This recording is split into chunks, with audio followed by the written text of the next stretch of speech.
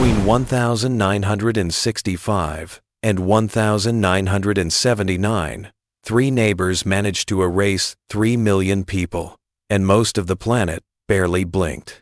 Look, Southeast Asia sells itself on night markets, skyline selfies, and 50-cent noodles. But if you dig past the Instagram filters, the ground's still damp. This isn't another travel reel. Think of it as a highlights tape of the blood your history teacher fast-forwarded through. We'll hop country by country. Let the body count do the talking first, then hand the mic to the people who lived it. Keep your thumb on pause. You'll rewind on instinct. The 1st of October, 1965. 6 generals get snatched in Jakarta before sunrise. By lunchtime, the army pins it on the PKI, the Indonesian Communist Party, even though the evidence is thinner than cheap hotel toilet paper. No trials, no hand-wringing, just lists, knives and rivers running red from Aceh to Bali. The math: 500,000 bodies in 6 months, maybe 1 million. That's 5,000 a day faster than Hitler's assembly line pace. Washington cheered from the sidelines, quietly shipping radios and rosters. London egged on campus anti-commies. Suharto, remember the name, slides into the presidency for the next 3 decades and rewrites the textbooks. The whole thing becomes a public safety operation.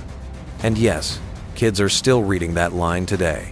The 17th of April, 1975, teenagers in red scarves roll into Phnom Penh. 2 hours later, they turn the city into a ghost town. Everybody out, for your own good.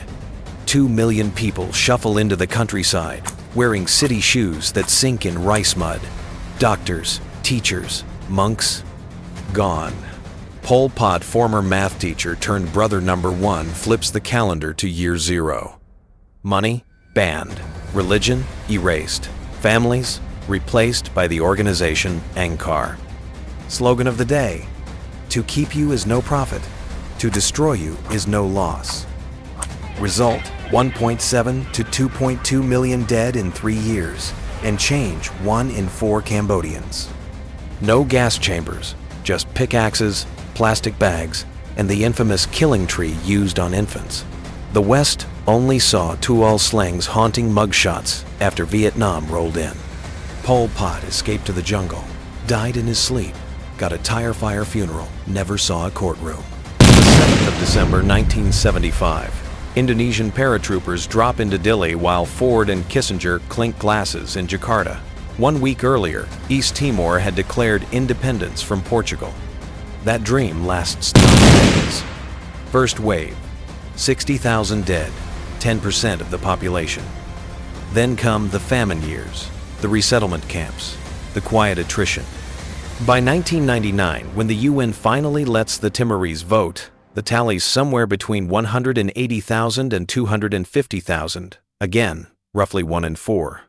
Cambodia-level carnage, barely a footnote on the evening news. Vietnam hogs the spotlight, but Laos wins a darker record, most bombed country ever. Between 1964 and 73, US. Planes dropped 2 million tons of explosives. 1 plane load every 8 minutes, 9 straight years. 30% never went boom. Kids today still find them the hard way. Casualties during the Civil War. About 200,000 inches a nation smaller than New York City's metro headcount. Britain strolls in 1885, topples the Konbong dynasty, exports rice, imports opium, and sows ethnic grudges that refuse to die. Fast forward, 2021, another coup, same army, Tatmadaw still in charge. Add up the colonial wars, the Karen insurgency, the 1988 uprising, the Rohingya exodus, and you're past 1 million deaths without pausing for breath. The country has never had a timeout. 194860, the Malayan emergency rubber planters versus communist guerrillas. Official scoreboard, 6,700 guerrillas dead, but 400,000 ethnic Chinese villagers got relocated to guarded camps.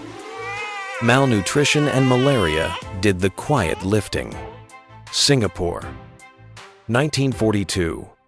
The Japanese Army's Suk Ching, purification by elimination, erased 25,000 to 50,000 Chinese in 2 weeks.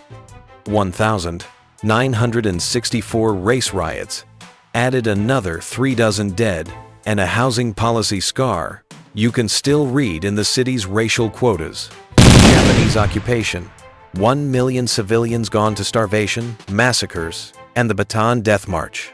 Jump to 1972. Ferdinand Marcos declares martial law.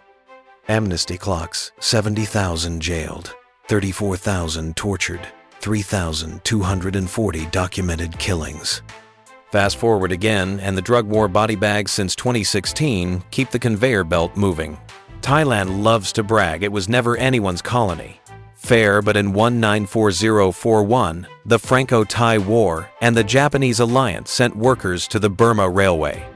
Around 100,000 Asian laborers and 12,000 Allied POWs died building what tourists now selfie over the Death Railway. History doesn't repeat itself. Archives just collect dust. If any of this was news to you, hit subscribe. More buried stories are on the way. Drop the name of a massacre you want unpacked in the comments. Top vote gets the next deep dive. Tally it up. Indonesia up to 1 million. Cambodia 2 million. East Timor 250,000. Vietnam and Laos another 1.5. Myanmar's rolling million. Then Malaysia, Singapore, the Philippines, and Thailand each adding their own gruesome footnotes. Conservative grand total, north of 5 million lives lost to politics and power in the last 100 years.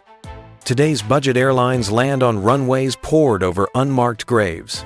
Kids chase footballs where prisoners once knelt.